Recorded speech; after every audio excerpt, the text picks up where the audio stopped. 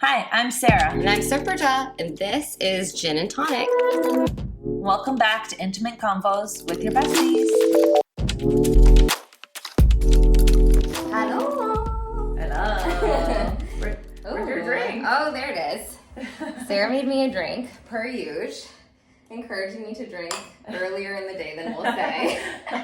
And I was like, do we really want to drink right now? And then we're like, oh, it's called Gin and Tonic. We're with you guys. We actually like to drink a lot. We're sacrificing for the audience. Yeah, sacrifice. This is really hard for us. You're welcome. But I made us some Aperol spritzes. That's Sarah. It's like your go-to drink. Yeah, it's like I feel like I specialize in spritzers. I think Sarah specializes in everything. Sarah should be a bartender. It's actually my lifelong dream. Is it? No, I want to be a travel Instagram influencer. I saw that you wrote that. You like posted it on your Instagram, and I was like, don't we all? I think literally anyone who has a dream and confesses to it online, it's to be a travel Instagrammer. But I'm with you. I have no shame about it. I think we should all do that. Yeah. You first. You called it first. How was you look really nice, by the way. I know, I have a date today. You have a date today? I have a third date. Ooh, the third date curse about to be broken. I don't know, we'll see. I have a third date curse. I can't get past the third date. That used to be my thing too. I would feel like people were super obsessed with me until the third date. And then they're like, I don't know. It's because I think I lose inhibition after on the third date. I'm like, well, let me just show you all my cards. These are all of the things I've been through. These are all of the reasons I'm problematic. No, you're lovely. Honestly, I think it's just because people realize you're the real deal, and a third date, it feels like a turning point of like, okay, am I really going to commit to this person and show up for them? I feel like you hype me up so much. I'm like, okay. Well, look at her. Stop. Or listen, if you're listening. You could also watch it. Everybody get a Supraja in your life. A Supraja or a Maria McKinney, because Maria McKinney thinks I walk on water. As she should. She's like, I birthed you. You have my genes. She kills me. Anyways, yeah, I have a third How date. are you feeling about it? I'm starting to go into the mindset of like when I go on dates, like you're just getting to know somebody. Yeah. Like don't put pressure on anything. Because before I'd be like, oh my god, this is date number. And now I'm like, who cares? Just like do like this person, do not like just figure it out. So yeah. I wish that we could just be excited about the experience without being too forward thinking. Like a little bit in that you're honestly evaluating if this person is a good person you like spending time around, but not that you have to imagine 5 years in the future when your kids are 4.5. 100%. So not that you have to be imagining conceiving in 3 months. But we're gonna go to this Mexican speakeasy that I've been really wanting to go to. Which one? It's called Borrachito. Oh, I haven't even heard of that. Where is it? Katie Clark told me about it, one of my other besties. It's in Seaport, and I like love Mexican food. I am Peruvian, but I wish I was Mexican. I don't know. Don't tell my mother. Maria Reina's gonna come for you. I know. Scratch everything that you just said. But her being your hype woman is gonna be like Sada. It's because I love Mexican food. I love Mexican culture. Me too. And it's kind of funny too because people are like, "Oh, McKinney, that people know this?" I'm like, "You should have this Mexican food in Boston." I'm like, don't ever try to tell me what's good Mexican food. You're from San Diego. I'm from Chula Vista. Okay, I'm from Chula Vista. Okay, you can see Mexico from my high school, so I know Mexican food. Okay, I know I'm not Mexican, but I know Mexican food. Yeah, I will say I was very pleasantly shocked when I went to San Diego by how freaking good the food there was. It's so good. It's like so nothing good. out here compares. Yeah, so it's true. I mean, Boston, I'm learning to really love the food 4 years into living here, but it's not all the same. You have to find the places you love. Well, so worst case scenario, I have a good michelada. So, oh, exciting. You know? That's nice. Are you still going on a bike ride? Did you tell me you were doing that? Yeah, we're going on a bike ride. That's so cute. I feel Blue like bikes? Blue bikes. I think he has a bike, but I don't have a bike. And but do like to be active. But I was like, well, I want to do something active now. I get tired of like sitting at a restaurant because then you're like, let's do some activities. And you've already had your first drink, so yeah. You kind of got to slow it down. You can't like immediately get another one. Exactly. That's so fun. A few weeks ago, I went on a hot yoga date, and I was like, "Don't ever do that again." Oh my god. I was like, "This is a bad date idea." Like, I was like, I don't want to squat in front front of this person I don't know. I'm like bending over. I was just like, no, I don't even sweat very much. I was like, I feel uncomfortable. I feel like going to a hot yoga date is the equivalent of letting someone know you're not interested. Like after that, you both understand you shouldn't speak again. We never made it to a third date, so there you go. He was such a nice guy. But, Yeah. but That's fun, Sarah. I'm excited that you're putting yourself out there and going on lots of dates. we'll see. I like your new attitude with it. Just enjoy it. Try not to put as much pressure. See how it goes. Well, tell me about your wedding planning. Oh God, this is a real buzzkill. I want to know. Don't put pressure, just enjoy. Okay, tell me about the thing that is so much pressure and difficult to enjoy. I wish I was one of those people who just loved the process, and maybe I will eventually get there. It's so funny because my friends are planning. I'm like, I'll go see a venue with you. I'll go to the Really? wedding. I love all those things. Okay, do you mean it? Because literally yesterday when we were at that party together, someone came up to me and was like, why don't you ask Sarah to plan your wedding? I was like, because I care about her. But I just told you I had checked out wedding venues in New England by myself for fun. Yeah, I mean, I'm down for you to help me do this / do it for me. I don't know. I feel like if I really had your interests at heart, I wouldn't make you do that. I just I love all things planning and organizing. They make me excited. Yeah. So that's why planning, even if it's not my wedding, I think it's so exciting. Yeah, that's true. Yeah, I think I just wanted to have a wedding that felt different, like meaningful, because it's such a big expense. I know it's meaningful for everybody, obviously, and different things are meaningful for different people. But I was like, if I'm going to justify spending so much money, I want to do it in a way that's intentional. Like I want to give my money to venues that I believe in or feel really special and like their mission, et cetera, et cetera. But it's really hard, especially when you're having an Indian wedding where you just need to have a bunch of different spaces for all these events. Like, really, I just have to get married in like a really basic hotel. You're so thoughtful, That's the only though. way to suffice this, there's nothing wrong with which I'm also realizing. I've been to a lot of weddings at hotels that are so beautiful that I've loved. So I need to get over myself a little bit, but I'm struggling with that of just wanting it to be intentional and wanting it to feel like this money I'm spending is benefiting more than just us. Well, my goal for you in this wedding process is to be selfish. Oh. Because you're always thinking about other people. I want you to think about yourself for once. What does Super Joe want? Well, you know what's so funny? My mom and my sister, I was like, yesterday being like, I need you guys to explain to me, because my sister is married and my mom is Indian, also had a wedding too, obviously, but also she like knows all the details of an Indian wedding. And I was like, I need you guys to explain to me every single thing that happens. Like you wake up 3 days before, what happens? What's involved? Who all is there? Then what happens? What does the ceremony mean? And they were like, man, you were so chill. Then you get engaged and you're a completely different person. I'm like, I don't know. It's very confusing. I'm like, actually, I changed the second I thought I was getting engaged, where before that I was like, I don't need a ring. I could just elope, whatever. And then the second I knew I was getting engaged, I was like, I want a beautiful ring. I want everyone to be invited.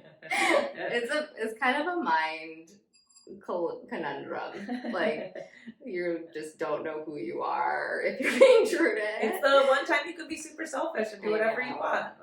My goal for you is to be selfish and more think about yourself and Adam and what's important to you, and less so what's going to make your guests happy. We're going to be happy if you're happy. Oh, thanks. There you go. It is really nice to have Adam because he just really wants to be part of everything. Which I don't know why I'm saying it like that. Obviously, it's his wedding too. But I feel like often in like hetero relationships, the person who's identifies as a woman is like more in charge of it, and then the stereotype is the man is just like hanging out in the background. But Adam like wants to be at all the meetings. He was like taking notes as my family was talking. He wanted to review them with me. I was like, it's really cute that you really want this to be 50-50. Although I was also like, you're just not Indian, so it's just not going to be that 50-50 because you don't know. Well, Adam's the best, so I'm not surprised. He's so great. Okay. Well, what are we talking about today? Well, we were going to do a question episode, which is still upcoming, but one of the questions was so good that we decided it really deserved a full episode.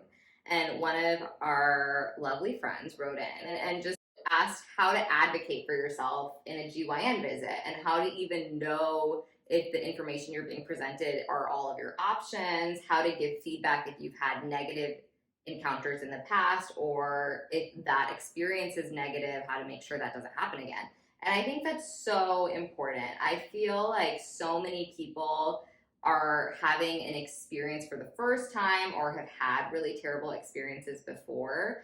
And as someone doing the exam, I never want to re-traumatize someone or cause trauma, but it is really sensitive. So I love that we're going to talk about this. And I also feel like we should make it clear that I don't think it's on the person coming in for the exam to make sure that they're not traumatized. Yeah. You know, obviously that's on us, but there are some tips that help everyone just feel more in control of what's happening.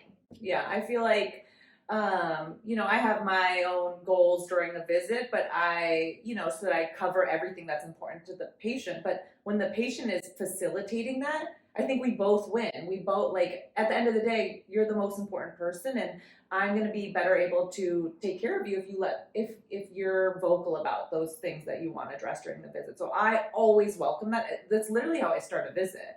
I walk in, I'm like, hi, I'm Dr. Sarah McKinney. My staff always laughs at me because I say hi the same way every single time. You say it like that? I go, hello, I'm Dr. And they're always like, hello. But anyways, I love when you say hello like that. Hello.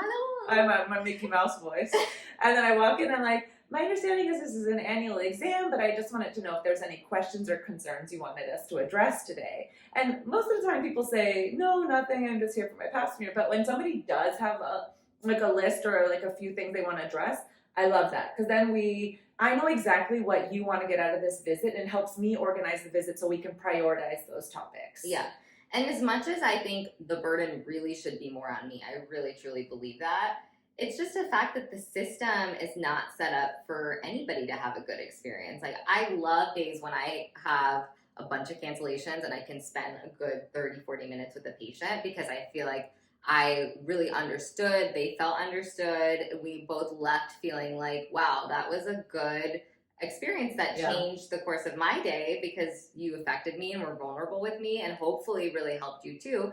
But sometimes, like, I have to see another patient, and I hate that. Yeah. So I really love when people also come in with a clear idea of what they want to accomplish, so that we can use the time we have together, which is just never enough, to come to some good progress. And I try to ask everybody that at the beginning of a visit. I try to say, what are your goals for today? What were you hoping to leave today with? Or when somebody gives me a heads up, which can be done in a variety of different ways. Like, sometimes it's my medical assistant saying the patient doesn't want to talk about her prior pregnancies, or the patient does not want to be weighed today. Or I'll get a letter or patient site message saying, Dr. McKinney, this came up in the last visit. I do want to address this. And so then I know when I walk into the room, this is the first thing that I'm going to bring up, so that we are, I'm letting the patient know, I hear you. This is important to you. I'm going to bring this up, or I'm going to avoid this because you want me to avoid this. Yeah. Like, and people will do that in a variety of ways. And I love that, because then I'm like respecting your goals, your boundaries, and I want to be the best version of myself for you. Yeah. Because you're the most important person in the room. You really are. Yeah. Tip number 1, like, have an agenda.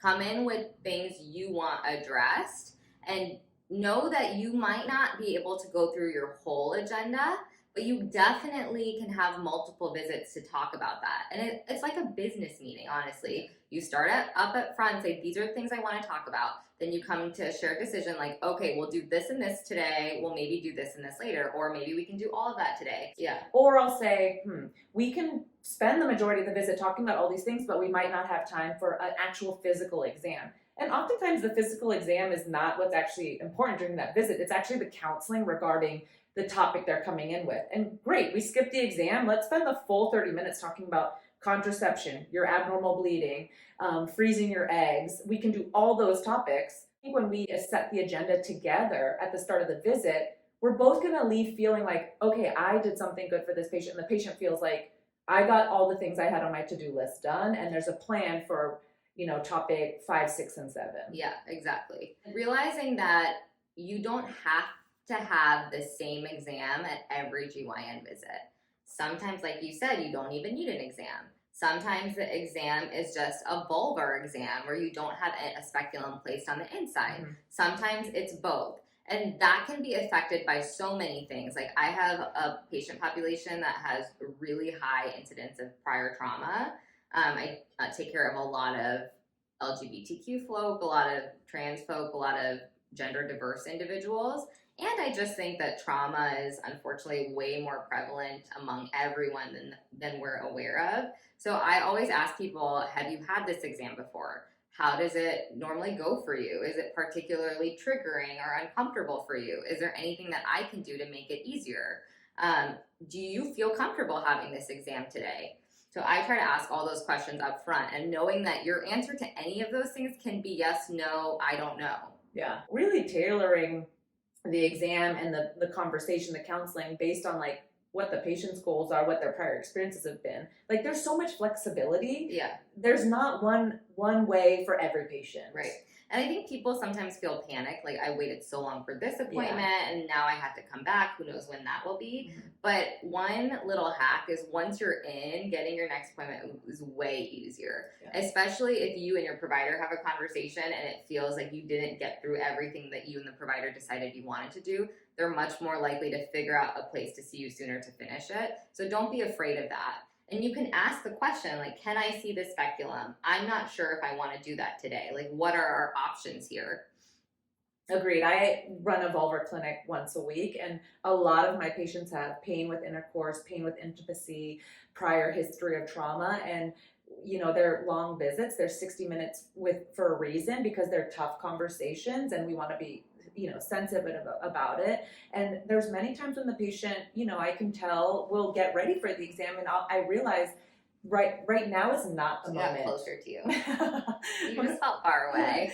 Right now, it's probably my perfume. I know. Thanks, Maria McKinney.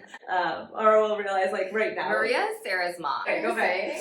Anyways, what I was saying was, sometimes we'll get into the exam and realize today's not the day. Yeah. And that's totally fine. Like, there's no reason to rush anything. We have established a relationship. Like, and Super just so right. Sometimes it takes forever to get into some of my specialty clinic that I run. But once I know you, and we have spent a time getting to know one another, I can squeeze you in for an exam, because we've already done, a lot of the getting to know part. Yeah. And I'm so happy to accommodate patients who I really know, and I know exactly what I'm going to do in this next visit. Yeah. That's easy for me to do. Yeah. I want to do that. I agree. Okay, let's go over what exactly you should expect from a routine GYN visit.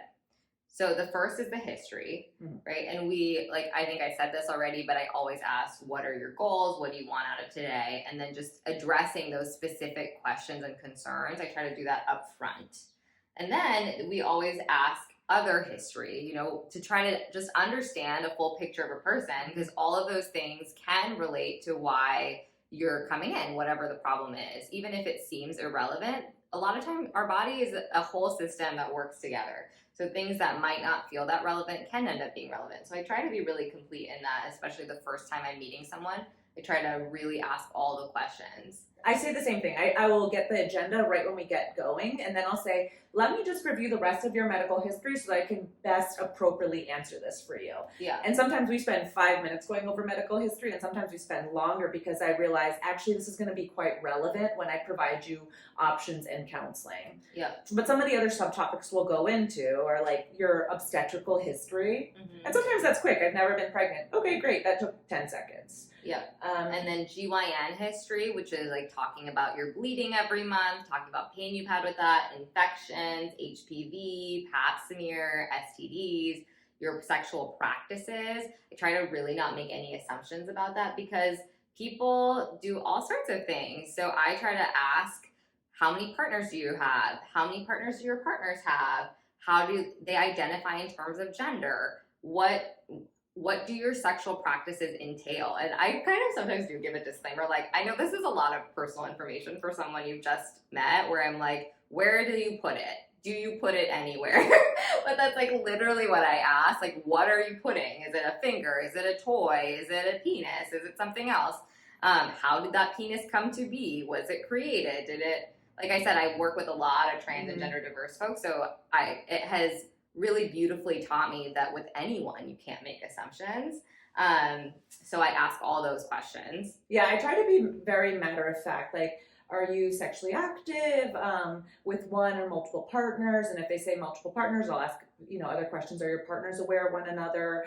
Do you use condoms with some or other?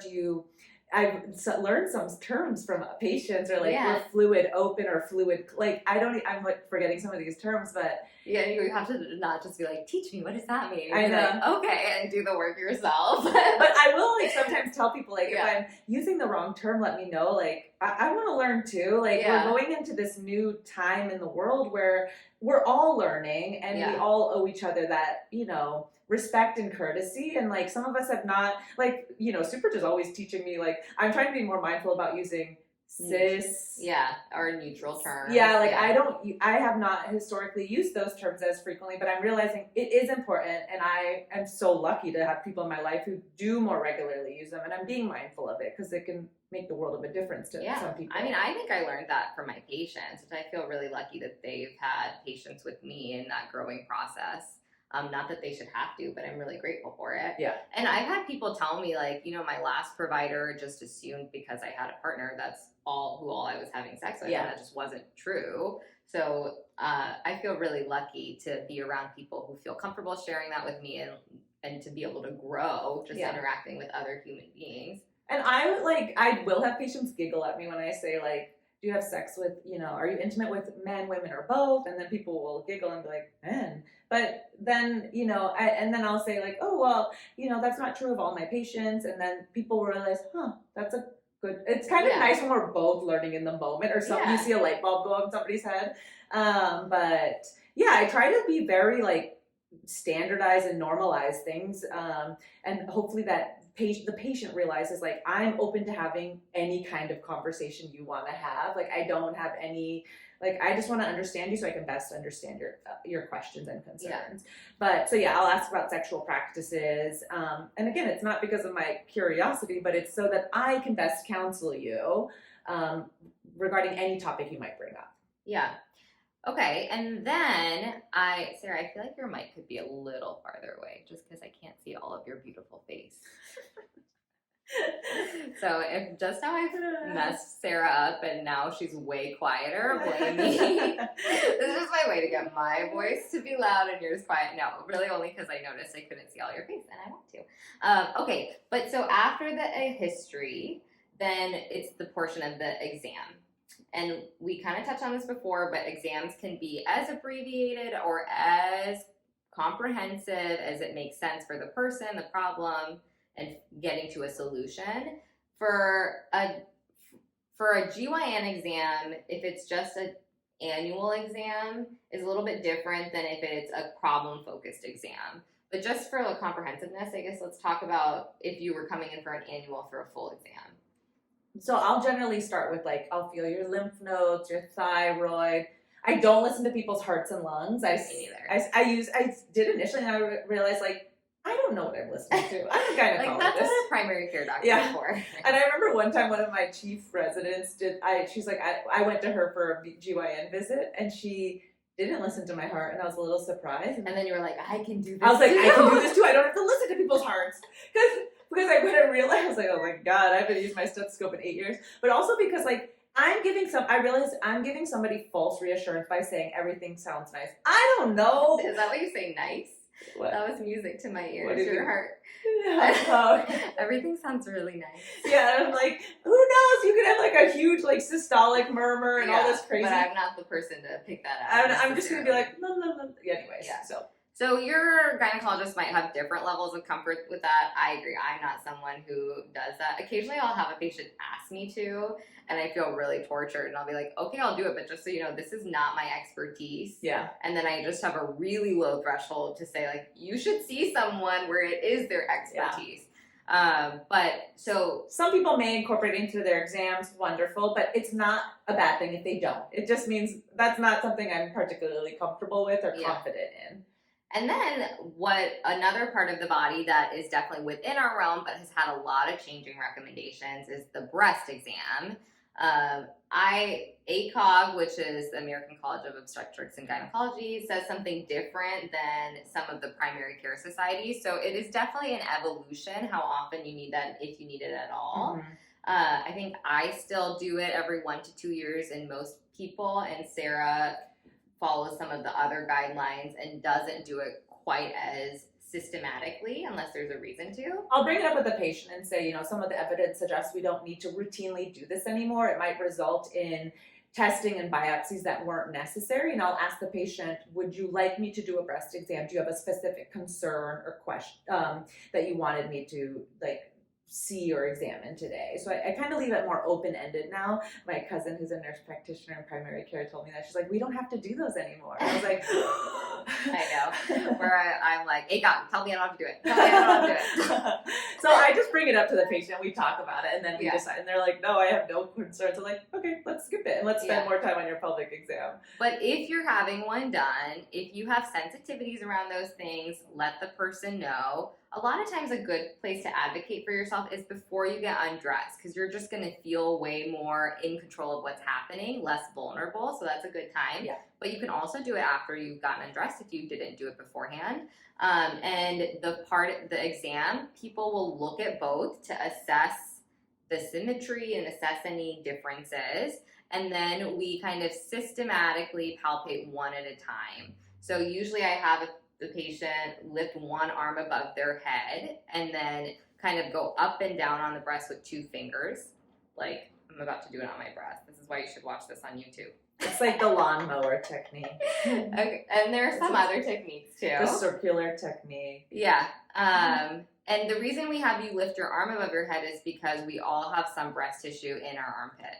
And then I do express the nipple too, because you want to check for nipple discharge. So why are you looking at me like Am I that? supposed to do that? Yeah. I don't know. Well, then again, we also say it doesn't matter. Maybe you don't need to do it at all. So have a conversation about that. But so, Always learning. And Always learning.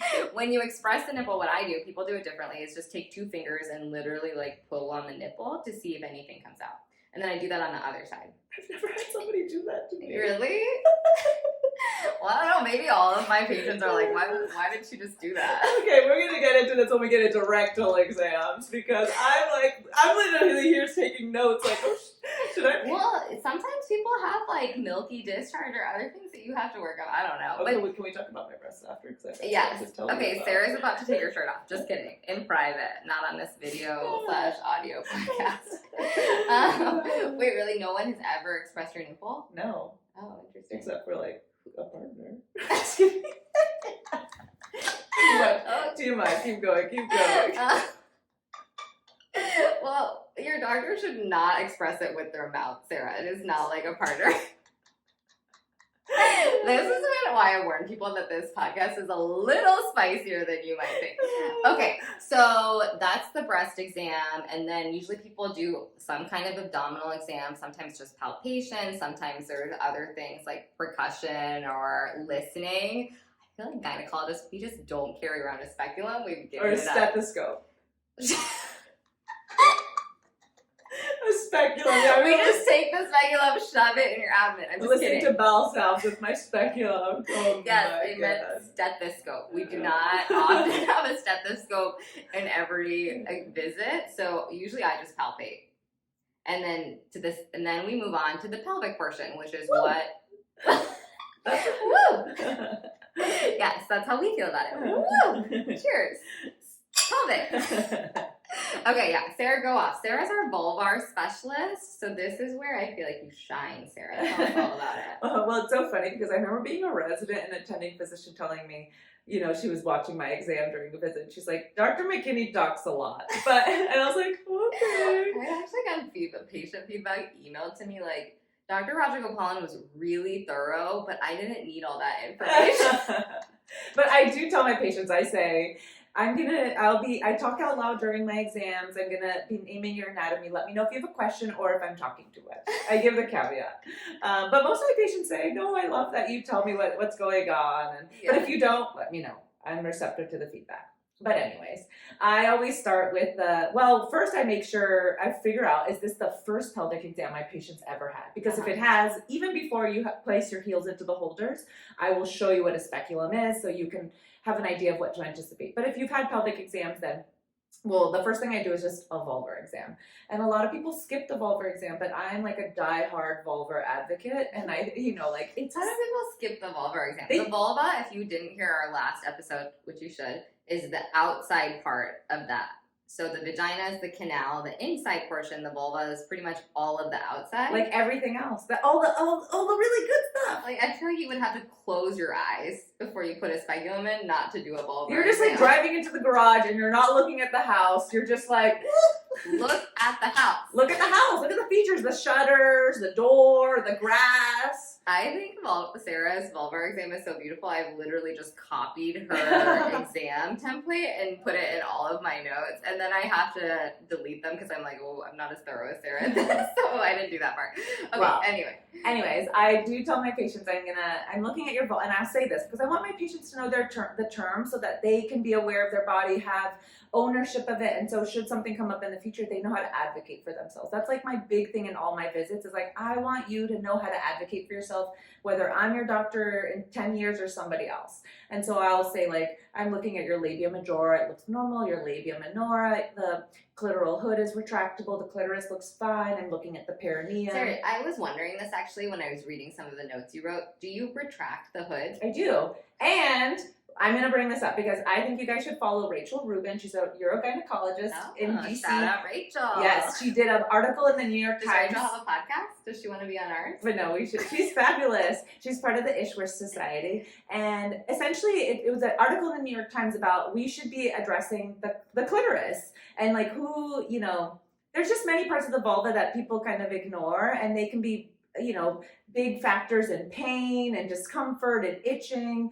And, as gynecologists, we should be taking ownership of it and recognizing it in our exams. Mm-hmm. Because, sometimes people will have a condition that is only diagnosed by looking at the vulva, but we're forgetting this part of the exam. And so you look up Rachel Rubin's article in New York Times. It's really good. And anyways, fangirling right here. But so your vulvar exam, you said you look at the outside, you look at the labia majora, minora, the clitoris, the clitoral hood, see if it's retractable. You look at the lymph nodes, the mons. And I look at the perineum, and I'll look at the anus as well. Like, especially if somebody's complaining of itching or constipation, do they have hemorrhoids? Yeah. Exactly.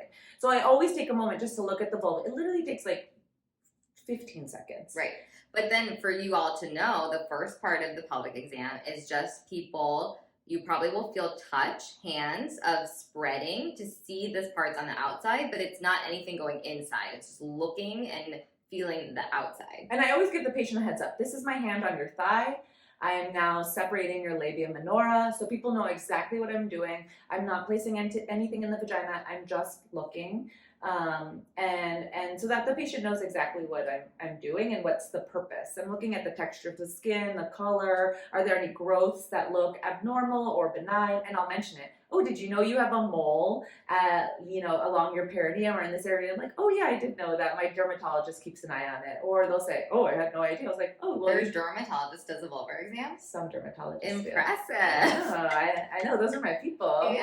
But yeah, and I just bring it up so that the patient knows, because sometimes they're like, oh, I didn't know about that. And then I'll bring out a handheld mirror and we'll look at it together. I love the mirror. Yeah, I use the mirror a lot. Use it more. Yeah. Because people then bring up like, oh, I have these bumps. I'm really worried about them. Is this so-and-so? And I'm like, no, actually, let's look at it. This is actually totally normal. And then the patient's like reassured. And I just love going over anatomy because I just want people to feel confident and like reassured about their bodies. Yeah. And if there is something that we should be worried about, then let's chat about it and address it. Yeah. So that's the external portion. And then if you're having a full exam, which I want to say it again and again, you don't have to. Mm-hmm. It's the internal portion, which is where we use the speculum. Now that's the device that it funnels like this, and probably 3 inches of it. It looks like a duckbill. Oh, that's a good. Yeah, looks like a duckbill. It's put inside and opened, which lets you inspect the canal of the vagina, the cervix, some of the area around that. That's where swabs are collected in the vagina if you're getting STD testing, for example, or if you have discharge that's being tested. And then that's how we do a pap smear, which is where 2 swabs that are rubbed against the cervix, which is at the very top of the vagina, which is kind of the entryway of the uterus. That's where cervical cancer grows. And pap smears are testing cells on the cervix to see if there is changes that could eventually become cervical cancer. It's a screening test, so it's telling you if you need more testing, basically. So that's the purpose of that part of the exam. But there are actually a lot of different ways even that part of the exam can happen. Yeah, so, one of the interesting components to the question that this friend submitted was, how can I advocate for a speculum that's more comfortable, or are there options, or is it just one for everybody? And there are many options, actually. Yeah. Go ahead. There's like thinner speculums, larger speculums, and oftentimes the way we decide is like, has this patient had a vaginal delivery before? Is she post-menopause?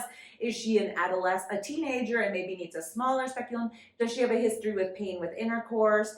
Is she asking for a smaller speculum? There are speculums smaller than my pinky and speculums that are 3-4 centimeters in width. So there's a variety in sizes. Yeah.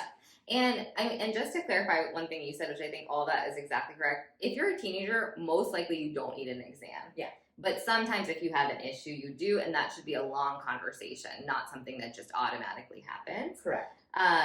But one of the tips I would say is to ask to see it. And I try to just show people. Yeah. I'm like, this is the speculum. Are you comfortable with this? Mm-hmm. And then you can say, if they show it to you and you think it's too big or whatever, you can say, is there a smaller one?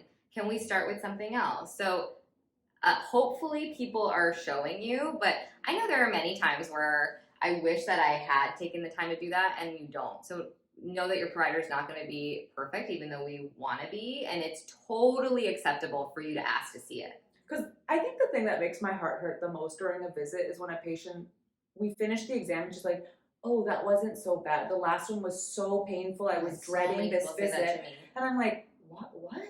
Yeah. It makes my heart hurt because like the moment I try to place a speculum, if I see the patient even wince with any discomfort right away, I'm like, oh, let's pause. Let me grab it. Okay? Are you okay? Sure. Let me grab a different speculum. Let me warm it. Like there's so many things we can do throughout the process to make it more comfortable. And if somebody's not doing that for you, like that's not okay. That's not okay. You can say, stop, this is actually uncomfortable, or can you switch this? Like there's so many things that can be done beforehand. And even when I'm doing my exams, this is the speculum at the opening of the vagina. I'm now going to advance it into the vagina. Again, I use many words. I talk too much. But no, I loved it. Sarah did mine, and it was great. And even when I'm advancing, I've been trying to get her to do it again. Even when I'm advancing it into the vagina, I'm like, please let me know, if I need to adjust my technique, because I can. Yeah, I say that really too. Can. I try to clarify for people, this is uncomfortable, not even can be. It is uncomfortable. There's a lot of pressure, but it really shouldn't be painful. It should never be painful. So if you're feeling pain, tell me and I will adjust, because pain is not normal. So you don't need to just grit and bear through that. That's not what you should be feeling. Yeah. It doesn't mean people don't feel it, because people have a lot of reasons to feel pain, but it means feel comfortable speaking up and know that something can be altered if what you're feeling is pain. Yeah. And then the other thing is we use lubricant or water, and some people are really sensitive to one or the other. So you can also ask, like, do you use lubricant or water? I've had better experiences with this or better experiences with a different one. Yeah. You can also warm the speculum. Like my gynecologist warms my speculum for me. How? Under hot water. Oh, with water. Or he or she or they use lubricant or no? They still use lubricant. Oh, I don't do that. I should. I need all the things. Do you do that? I should do that. I don't warm it unless the patient specifically asks, or if I know it's going to be uncomfortable. But also when I'm on in a different office, they have drawers that warm the speculums for you. Oh, yeah. Wow. Okay, find yourself a fancy GYN. Yeah. And so those are little things you can do, and giving heads up about different parts of the exam. Like, so it sounds like Super Gen I do exams very similar. This is my hand. I'm now doing this. I try to warn people about every single feeling they're going to have. Like, you're going to feel my hand. You're going to feel the speculum. You're going to feel more pressure. You're going to feel it open. And you can ask your provider to do that. Like I on occasion will have a patient say, I prefer if you didn't tell me what you're doing. I was just thinking. Some people are like, be quiet. Yeah. And try to disassociate. And that's totally fine too. Then I'm like, okay, I'll just tell you the big things. Like something's going in. I'm not going to talk as much. I'm going to just hurry through it because that's what you're asking of me. Yeah. And I love when people feel comfortable to share that with me and comfortable to tell me, like, actually, the standard way you do this is not what I want. Yeah, 100%. Like, it's just so easy for us to adjust, and anything I can do to make you more comfortable, I want to do that. Yeah. And one of the things we can do if you, you know, like an exam is not something you can do like awake, or we can also do them under conscious sedation, actually. Yeah, which basically just means you get medication through an IV. Some places have a facility that's done in, sometimes it's done in the OR, just depending. And you get so much medicine through an IV that you're put to sleep with medication. So you're still breathing for yourself. You don't have a tube down your throat, but you are asleep, basically. Yeah. So yeah, I definitely offer that to people, and people, I think more and more people are feeling empowered to ask about it, which is totally fair. You know, there's no right way to do this, and someone who makes you feel like you're asking for something unreasonable by suggesting this, it's probably not the person for you to go to, because it's your body. Nothing is unreasonable to make you feel comfortable. Yeah. So yeah, I've definitely had patients say, like, can you actually do my pap smear in the operating room under light sedation? Absolutely. That's such a fun case for me. It's so easy. It's so straightforward. Like, it's more inconvenient for the patient because they have to take a half day off to like coordinate, to be a part of this surgery. But like for the provider, it's so easy. And like, and it's more expensive generally because you have to pay for the facility fee and the anesthesia. Insurance covers that differently than an office procedure, which is unfortunate. So there are realities to it, but your provider should never make you feel bad about it. Yeah, like I love those surgery. Like it's not a surgery, but I love those OR cases. You're like, I have time to get a drink with me. And so yeah. And then there's the rectal exam. Okay. I've had so many people tell me, like friends and things, be like, my provider did a rectal exam. Is that normal? And I'm like, actually, it can be, but they should have talked to you about it. I think this is an interesting topic because I feel like when I was a resident, a lot of my older attending physicians would say, did you do a rectal exam? And I'm like, no. And I'm like, did you do a rectal exam? I was like, I've actually never had a rectal exam during Me neither. Well, I guess a lot of things are happening during my GY exams. Only during Sarah's sexual encounters. Okay. Anyways, I hope Maria's not watching this episode. But okay, what is a reason you would do a rectal exam? I would do a rectal exam if someone had rectal specific complaints like bleeding, bleeding with their bowel movements, extreme constipation sometimes, although honestly that one not that often, concern for fistula, concern for rectal prolapse, endometriosis sometimes, again not that common, but you can sometimes feel like the implant nodularity in the rectum. But to be honest, that's me racking my brain. Most of the time I don't do one. I don't routinely do them either. I do them in my vulvar clinic for patients who have a history of HPV and high-grade dysplasia or abnormal cells on the cervix or somewhere else on the vulva, because then that increases your risk of having HPV or dysplasia, abnormal cells in the anus. So for me personally, I have to have a specific reason to do a rectal exam. Yeah. And same reasons you just mentioned. I do know some providers routinely do them, and I think that's fine as long as you're explaining to the patient, this is part of my routine exam, these are the things I'm looking for, but somebody should be explaining to you why they're incorporating that into their exam, and you can always ask, like, why are we doing this part of the exam? And if you have any reservations, like, bring them up. And you can say, like, I would prefer not to have a rectal exam. Or you can say, can you tell me the components of a pelvic exam? Does it include a rectal exam?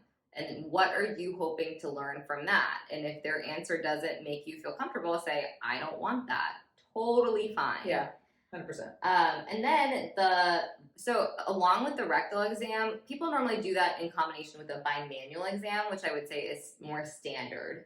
And that is when we put 2 fingers into the vagina and then a hand on the abdomen. And that allows us to feel the cervix, the uterus, the adnexa, which are, really what we're feeling is ovaries, although the adnexa comprises of both your tubes and your ovaries. Feeling for any masses, any tenderness. Feeling for normal sizes of those things. I feel for lymph nodes when I'm doing that too. I do a bimanual exam, but I also will flip my hand over and feel pelvic floor muscles for a lot of my patients because that's the specific population that I tend to see. So, and I'll tell the patient, I'm going to be feeling your pelvic floor muscles. I'm pushing on this pelvic floor, and I'll explain. But don't ever hesitate to. Somebody should be explaining to you what's happening, why it's happening, what's the purpose of it, what's the benefit, what are they interpreting from this information they're gathering. And then they should pause to be like, do you feel comfortable with that? And even with the bimanual, sometimes the bimanual is a lot less uncomfortable than a speculum because, at least for me, I have very small fingers, so it's a lot less just mass that's going into that space. So sometimes for people who are not comfortable with the speculum, I'll say, how about a bimanual? Are you comfortable with that? Mm-hmm. And then I'll say, how about one finger instead of two fingers? Would you be comfortable with that? And there are people where I'm like, let's talk about this, and you can decide if the risk to you personally, whatever this causes for you, is worth the having this exam and what we could learn from it. So yeah, I think, again, I feel like the theme is you don't have to do anything that you don't want to do, and you deserve to understand why certain things are being recommended to you and to make a decision like, yes, no, I don't know. Yeah. And as a healthcare provider, we shouldn't be offended in explaining that. We're here to serve you, and we should be able to explain what's the purpose and benefit of this specific component of my history, my question, my exam. Yeah. And so... Okay, I have a controversial question I'm interested in your take on. How often do you have to see a gynecologist? Okay. Are we obsolete? I think this is a great question. No. I see my gynecologist every 3 years. You do? Yeah, and wow. I see my primary care doctor every year. Oh, interesting. Because and that varies for people, but I generally don't have many gynecological concerns or complaints. I have an IUD. I don't need to birth control prescriptions. And you have a very thorough primary care doctor. I love my primary care doctor. She takes care of all the other things. And, most medical problems like asthma, diabetes, high blood pressure, those things, a gynecologist does not want to manage. That's, a primary care thing. And I like my primary care doctor because she tells me when I need to get screened for thyroid conditions, high cholesterol. And so I know she's going to be maybe more on top of that, or, more enthusiastic about those topics. Whereas when it comes to my pap smear or talking about birth control, I want my GYN to do that. So I literally just go to my GYN for my pap smear. Some PCPs are totally happy doing a pap smear. So then you might not need to see a GYN. But if I have a specific GYN complaint, when I needed my IUD exchange, I went to my gynecologist to do that. Yeah. Whereas I think I'm the opposite, although I do not encourage my way of thinking. I was telling Sarah earlier, the last primary care doctor I saw was my pediatrician. I am in my mid-30s. Not good. I'm trying to get it figured out. But I will say that a lot of my gynecologists in the past have been good friends of mine. Also probably not ideal, but they've been very kind to take on some primary care responsibilities. So, and I'm someone with not that complicated of a medical history. So it depends on your provider, how thorough, I shouldn't even say thorough, but how comfortable they are dealing with all of your healthcare needs versus a specific need. And that can be true for the gynecologist or the primary care. But for patients who see me, I usually say you should see me every 1 to 2 years, but it's different for different people. Mm-hmm. If you've had surgeries where your anatomy down there is different, you don't have all the same parts that you were born with, for example, maybe you don't need to be seen that often. Or if you're someone with an issue that we're following up on a lot, or you're on a medication that we need to adjust, maybe you need to be seen more often. But the key, I think, is to realize everybody's a little bit different, and it's okay to have a conversation with your provider. How often do I need to see you? What can I expect at the next visit? Yeah. Is it necessary to do it in a year? Do we want to wait 2 years? Do we want to only wait 6 months? So having the feeling the comfortability to have that conversation and know that it's not a one-size-fits-all situation is really important. Yeah, because I'll have patients come for an annual exam, and I'll ask, any questions or concerns will you want addressed today? And they'll say no. And then I realize as we go into the visit, they don't need a pap smear for 2 or 3 years. I know. Sometimes I'm like, you don't really need an exam. Do you want me to do? Yeah. So what were you hoping? I don't mind the visit, but I also I want you to know you can come see me again next year. Always happy to see you. It's a very straightforward visit, but You don't have to. You don't have to, and sometimes it's more beneficial for you to see your PCP than it is for me every single year. But yeah, some of my patients who have like PCOS, polycystic ovarian syndrome, let me figure out the contraception, protect your endometrial lining, but I want you to go to your PCP to take care of like some of the metabolic stuff or other things that I'm not as comfortable taking care of. So let's have a conversation about it. Yeah. Okay, and then if all of this has happened and you didn't have a good experience, which as much as we want to pretend we're perfect, I know I've gotten feedback that was not necessarily all positive, and we're all human, we all have room to grow and do better. So I want to talk to people about like how they can give feedback if they want to. I think also okay if you don't want to spend the emotional energy on providing feedback, because that also takes effort. You just want to find a new provider. Totally fine. Yeah. But if it's a situation where you do want to invest in this provider, you do feel like it, or you want to stand up for yourself for something that has happened and you want to provide feedback, there are ways to do that. Yeah.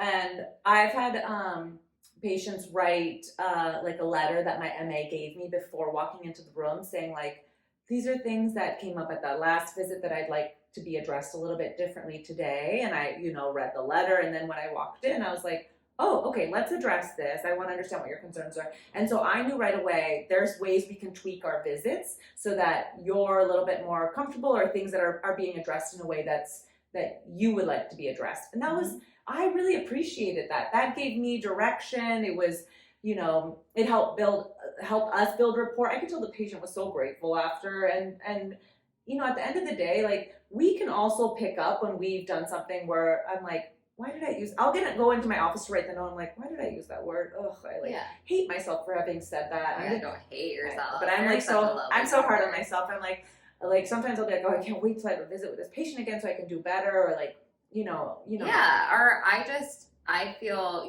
grateful when people are vulnerable enough with me to be like, hey, can you use a different word that bothers me? Like, can you do this slower? Can you actually explain to me why you did that or why you want to do that? Of course, whenever anyone is telling you, like, I wish you had done this differently, you're like, oh God, am I terrible? Yeah. That's an instinct. But I actually, having 2 steps of thought outside of that, I'm like, I'm actually so grateful that you told me that, and I really want to be better. And if that's not the reaction you get, again, you don't have to see that doctor. But I would say, I like what you said, both in terms of you can do it in writing and you can do it to another person in the system if you don't feel comfortable saying it to your doctor face to face. I've definitely had people say it to me face to face too, which is great. I think all like good clinics have an official mechanism to provide feedback, whether that's like making a patient complaint or just giving the feedback less linked to you in the complaint too. You can do it both ways. And a lot of people have that on their website, or if you can't find it easily or it's not on the website, you could call and ask, hey, is there a hotline or an email or some form I can fill out to give feedback? And that should exist pretty much everywhere. We get weekly feedback emails summarizing people's comments, and usually they're like nice comments, but sometimes they're like, people only tell me that I'm perfect. No, but sometimes there are comments where like, I was, the provider was running 30 minutes behind and I sat in a gown or undressed in the room for 20 minutes and I didn't like that.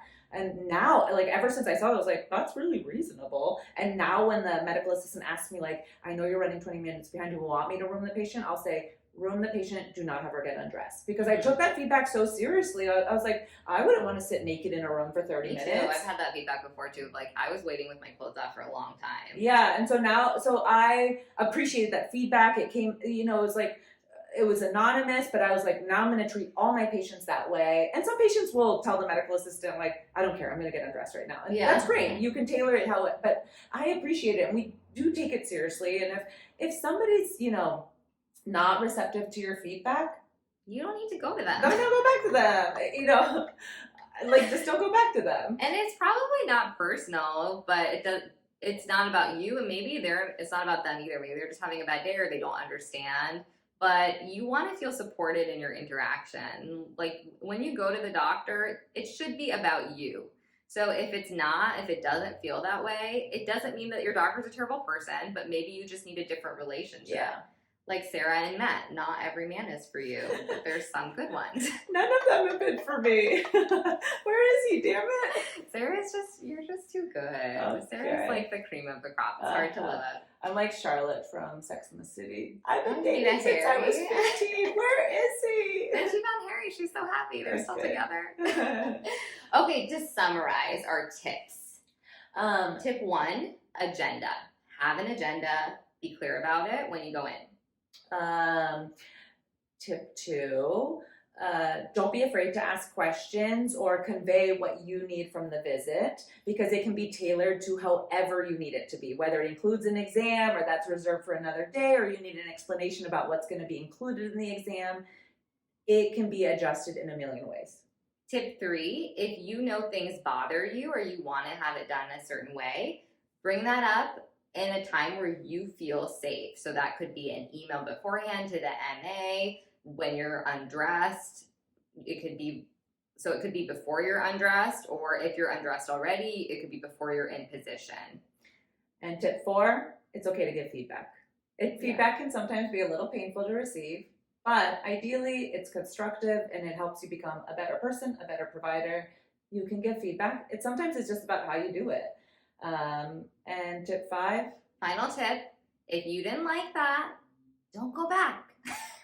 Dip. Find a different provider. Go to There are other providers. Go to Sarah. There are other providers where it's going to be better. And sometimes you need a better connection with someone. Sometimes you just need a fresh start. There's no guilt involved with that. It's supposed to be about you. I always tell my patients, like, you're the boss. My job is to give you the information you need to make the best decision for yourself and your family. And, you know, you run the show. Yeah. And I really do believe that. Like, you have control. You have more control than you realize. Mm-hmm. And so... And I know it can be daunting to find providers. So ask the people in your life, like, do you see someone you like? Even if they're not taking new people, sometimes they'll have, like, I tell everyone to go see Sarah because I trust her. I trust that she's going to be like an empathetic person and that she is lovely and going to be receptive to feedback and try to cater to the person she's seeing. But I have other people I would send people to, and some people I think would be a better match for someone who doesn't have a lot of trauma, you know? So we all know, even if we can't accommodate someone, people in the community who would be good for different types of people. So ask your friends who they see, ask if there is someone who specializes in trauma or specializes in a specific type of an exam. People are more of a resource to you than you might think. So don't feel so overwhelmed about, like, because we know it's hard to get into the doctor. It's hard to find a provider. And then you feel like you have to start over. It can be really challenging, but you're worth it. It's worth finding someone you feel comfortable with. Yeah. So you're the boss. Own it. And love it. Celebrate it. And we're here for you. Okay, I'm gonna go express Sarah's nipples because no one ever has. Oh God. Ciao. Did you like that? Then like and subscribe. Please.